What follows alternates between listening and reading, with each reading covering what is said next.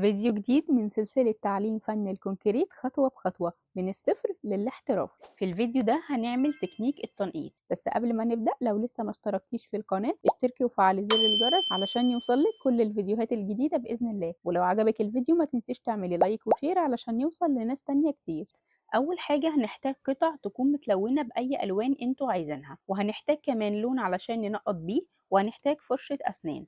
طبعا اختيار ألوان القطع ولون التنقيط حسب ما انتم عايزين. أنا مثلا هنقط باللون الأبيض علشان هيكون لايق على الموف اللي أنا لونت بيه الكوستر والفوزة. أنا بعد ما لونتهم سبتهم ينشفوا خالص، وبعد ما نشفوا هنبدأ بقى هنقط عليهم بلون أبيض بلاستيك وخففته بشوية مية.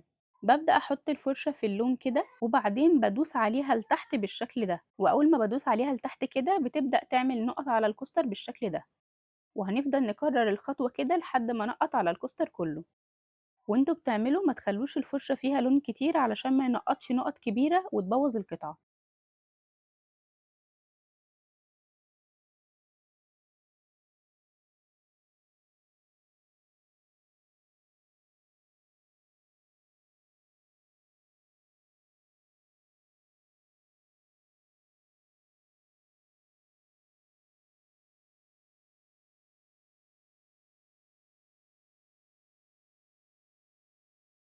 هعمل بقى الفازة بنفس الطريقة اللي انا عملت بيها الكوستر.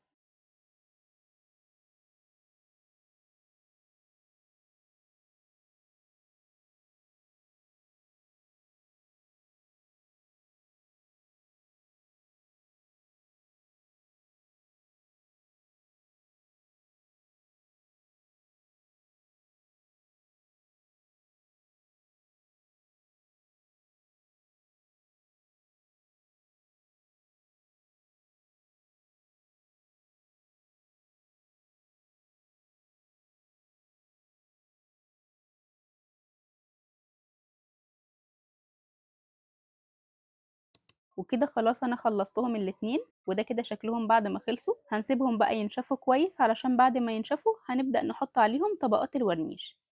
وبس كده خلصنا.